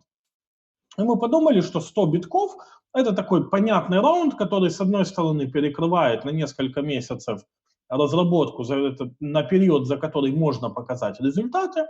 С другой стороны, это сумма, которая достаточно легко собирается, не является космической, не требует от нас сейчас какого-то гигантского шпагата, отрыва всей команды от производственных процессов. Вот, поэтому мы пошли в такую многостадийную, если хотите, такая венчурная модель, где каждый следующий раунд команда, компания, токен переоцениваются. Между раундами у нас есть возможность адаптироваться под меняющийся рынок, то есть переделывать токеномику, не выдумывать какие-то неработающие концепции. Ну и, по сути, с такой новой идеей мы пришли в рынок. Идея, понятно, изначально, скажем так, для рынка она такая не очень стандартная, потому что рынок привык, что вначале команда пообещает максимум, вот посягнет на самое святое, пообещает там какой-нибудь священный грааль, ей под это дело насыпят денег, потом она, значит, в закат уезжает на ламбах, и что дальше происходит с командой, с токеном и с продуктом, непонятно, а у команды появляется большая проблема. Ей теперь управлять собранным капиталом становится намного более важной задачей, чем пилить продукт. И вообще мотивация пилить продукт, когда у тебя собрано там на 10 лет вперед, она такая очень сомнительная. Вот, поэтому, как я уже сказал, у нас на тот момент был burn rate около $100 000 в месяц, у нас порядка 50 человек, главный офис в Киеве, и основные наши продукты — это мультивалютные кошельки, это системы автоматизации блокчейновых платежей, это система приема криптовалютных платежей в офлайновых точках, интеграции с 1С, с постером, с Airkeeper, в общем, со всеми ключевыми системами кассового обслуживания и кассовой автоматизации. Плюс в Корее, в Южной Америке партнерство там с международными гигантами типа NCR, да, там, производитель номер 1 кассовых систем в мире. Ну вот, то есть мы это все упаковали в маленький раунд, и поскольку у нас исторически аудитория в первую очередь русскоязычная, то как площадку мы выбрали Exmo, наиболее СНГшную из бирж. У них не было до этого прецедентов IEO, то есть у них не было опыта, связанного с таким лончем. И в этом смысле мы его дизайнили вместе. То есть мы, получается, не просто пришли на площадку и сказали, ну все, возьмите нас, вот вам денег. Мы, по сути, сдизайнили всю эту историю. Что мы сделали со своей стороны? То есть, во-первых, нам нужно было активировать комьюнити наше, во-вторых, нам нужно было активировать комьюнити площадки. Мы сделали перекрестные, по сути, giveaway, мы сделали перекрестные, как это сказать, контентные мероприятия. То есть мы у себя на площадке показали, как Exmo отбирает проекты, как они проходят due deal. Они у себя на площадке показали, как работает Paytomat, как, ну, они, собственно, тестили это в реальных боевых условиях, поехали в заведение, посмотрели, как это работает, пригнали к нам свою команду, вынесли у нас 3 кубометра документации, проверили там наличие лицензий, юрлиц, вплоть до даже прав интеллектуальных на код, который мы пишем, пообщались со всеми, то есть сделали такую интересную контентную историю. Их пользователям было интересно, как они это все отбирают и кто мы такие. Нашим пользователям было тоже интересно показать, как это все работает, и хайпануть немножечко на теме airdropов. То есть их аудитории мы раздали немножко своего токена, нашей аудитории мы раздали немножко токенов, которые торгуются на Exmo. Соответственно, получилось такое интересное перекрестное опыление. Вот. Привело это к тому, что мы получили от этой акции несколько тысяч установок наших кошельков. Пользователи, которые установили кошельки, получили преимущество в виде удобного стейкинга монеты после того, как она выйдет с биржи и будет уже открыто торговаться. Мы получили некую такую credibility. Они увидели, что продукты настоящие, мы не боимся их показывать, мы не собираем деньги под какой-то пустой white paper. Вот. Что происходило дальше? Специфика платформы такова, что, ну, по сути, мы выставили ограниченный объем таким обычным биржевым ордером. Если хотите, поставили такую стенку. По фиксированной цене пользователи смогли закупаться, объявили время начала торгов IEO. Под это дело, по сути, сфокусировали свою маркетинговую активность, напомнили нашим ребятам, тем, кто устанавливал кошельки, тем, кто у нас были в группах подписки, рассылки и так далее. И к нужному времени, соответственно, стеклась аудитория на Exmo. В онлайне у нас получилось около 2000 человек, которые в первую минуту зашли на страницу и попытались сделать ордер. Это удалось примерно 700 с копеечками, там где-то 800 до 800 человек. Соответственно, они успели токены выкупить. В общей сложности вся процедура заняла меньше 2 минут. Вот, то есть мы это считаем достаточно успешным IEO-шным кейсом. Но нужно понимать, что на этом IEO не заканчивается. То есть в тот момент, когда вы собрали деньги, к сожалению, все только начинается. И вот дальше все было уже немножко сложнее. Тут у нас нет истории успеха. Тут у нас, как говорится, опыт – это то, что мы получаем, когда не получаем деньги. Тут как раз ситуация получилась сложная. Листинг нашего токена был сопряжен с технической проблемой. Мы на блокчейне EOS, тогда как большинство токенов на платформе Exmo – это эфировые токены. Соответственно, для них полностью новый блокчейн, интегрировать, все это проверить. Плюс одновременно с нами листилось еще несколько новых монет. В общем, получилось, что в день листинга в заданное время вместо листинга мы получили технические работы на 7 часов. То есть вся наша аудитория, которая сидела в чатах, которую мы там подогревались в мессенджерах и так далее, ну, по сути, они сидели, протухали и пошли все красивенько спать. Потому что вся эта история происходила примерно там в 2, в 3, в 4 часа ночи. И биржа вернулась с даунтайма только около 7 часов утра. Причем с дальнейшими техническими проблемами мы ни сами не смогли выставлять ордера, ни наши клиенты не могли выставлять ордера. Я уж не говорю про маркетмейкинг. Понятно, что боты которые были подготовлены в рамках нашего обещания удерживать ликвидность и так далее. То есть, по сути, ничего не смогло случиться так, как это было задумано. Поэтому красивой истории, как на западных биржах, где первые свечи стреляют вверх из-за сумасшедшего фома, из-за сумасшедшей жадности, из-за того, как это все подогревается, этого у нас не получилось. Да? То есть вместо этого мы получили food, потому что пользователи боялись, что биржа там вообще сейчас скончается, или как минимум наш токен то ли фейковый, то ли еще какой-то. И мы получили такую забавную реакцию, когда пользователи испугались и начали сливать даже то, что купили на IEO. Поэтому мы открылись красными свечами, и только когда вот самые слабые руки, так сказать, самые нервные пользователи немножко подслились, и под утро уже вернулись наши нормальные классические инвесторы, соответственно, мы получили классическую IEO-шную ситуацию, зеленые свечи вверх и какие-то первые иксы. Ну, вот такая вот у нас получилась забавная история. Из штук, которые можно было бы взять на заметку, которые мне кажутся тоже важными, IEO очень сильно недооценен не как механизм привлечения денег, а как механизм привлечения внимания.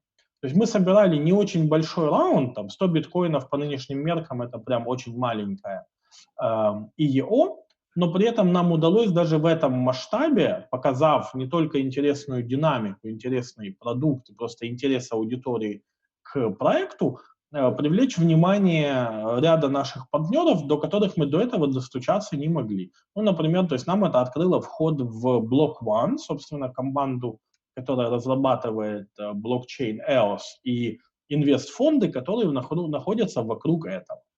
Также, что очень сильно недооценивается очень часто вокруг IEO, это активизация OTC рынка. То есть в преддверии IEO у нас поступило заявок примерно на 150 тысяч долларов о продаже токенов по цене чуть меньше IEO с рук. То есть флипперы активно начали с нами контактировать в попытке выкупить токены у команды, из каких-то приватных запасов, у других инвесторов, чтобы мы им организовали OTC-сделку, чтобы они флипнуть могли на бирже. Ну, мы, понятно, в эти истории не сыграли, и по очевидной причине любой флиппер, который взял токен перед IEO на OTC-сделке, он его тут же на старте вольет в стакан, и никаких зеленых свечей и радости для комьюнити, конечно же, не будет. Это же плохо и для платформы, потому что она для своих пользователей тоже не может гарантировать иксы.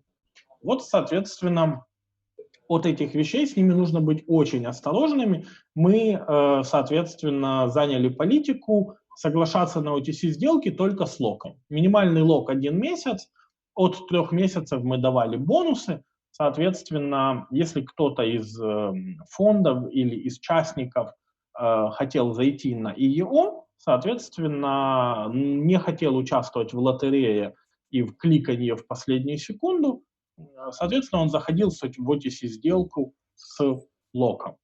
Еще тоже очень важный момент. В преддверии IEO очень удачно, если можно показать какие-то интересные входы. У нас, например, в последние дни перед IEO было несколько входов интересных публичных фондов. В нас вошли криптобазар, криптоарт, еще пару мелких. То есть для пользователя тоже очень важно понимание, что именно, то есть кто именно входит и из каких соображений. Когда мы смогли получить уже в месячных отчетностях от этих фондов, собственно, их официальный стейтмент о том, зачем они в это входят, что они будут или не будут сливать, будут они или не будут делегировать и так далее, было очень полезно для самого IEO.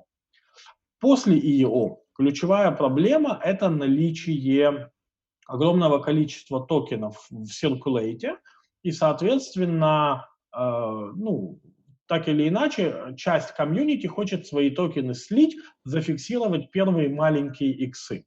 И вот этому тоже нужно как-то противодействовать, потому что люди, особенно держатели с ранних private сейлов, которые могли быть еще год назад или полгода назад, как в нашем случае, у нас private sale был активен на рубеже 17-18 года, а первые private раунды были еще где-то далеко в 17-м. Соответственно, с тех пор много воды утекло, и многие люди захотели, скажем так, подзафиксироваться.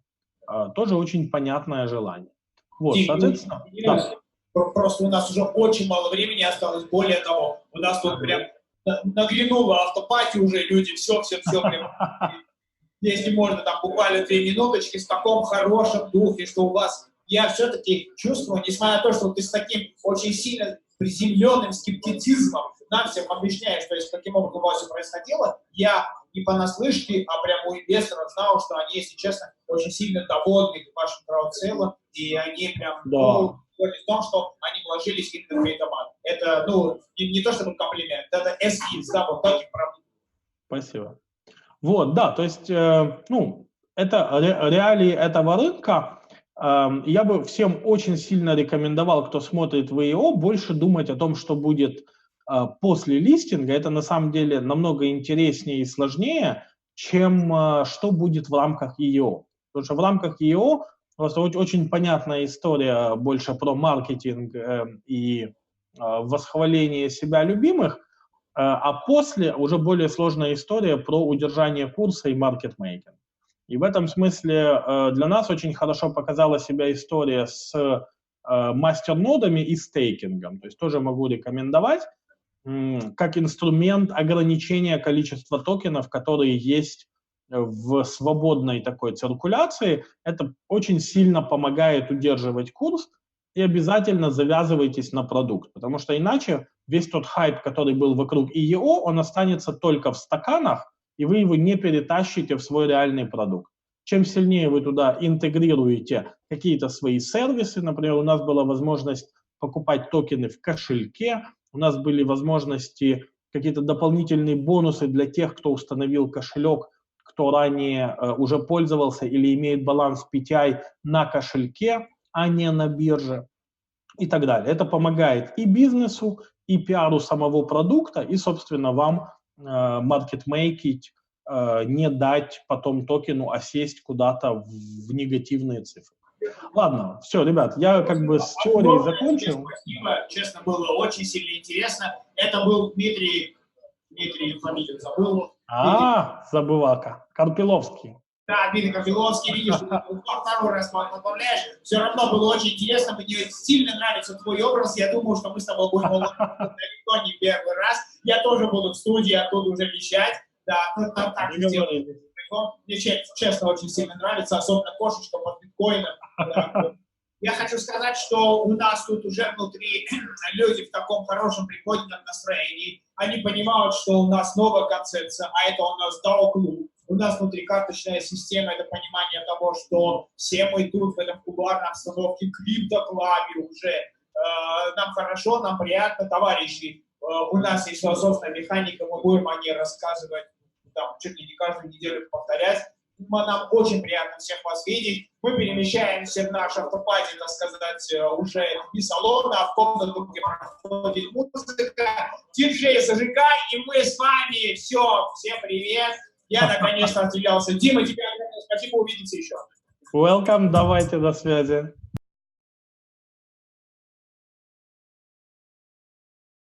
The contemporary history of cryptocurrencies has comprised a big lot of invalid data for successful market behavior forecasting. We're offering you Neyronix. Neyronix is an international analytical agency providing risk assessment of investments in the blockchain economy. Our approach is based on the analysis of a big amount of cryptocurrency market historical data.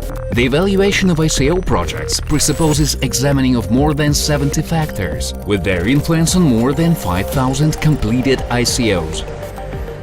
Each Neyronix user can get the full amount of analytical data for further detailed evaluation of investment risks in a certain ICO project. Based on this data, a neural network calculates the score according to our proprietary technology. Our goal is to bring back confidence and stability in the blockchain.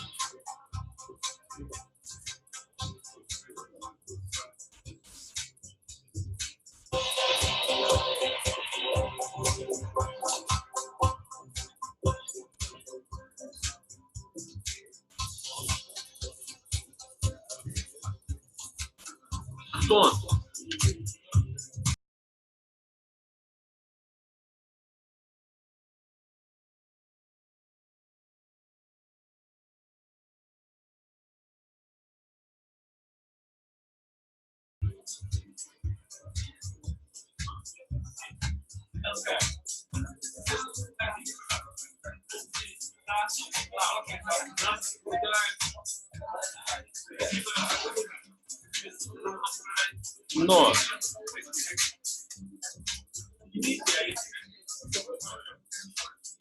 Антон,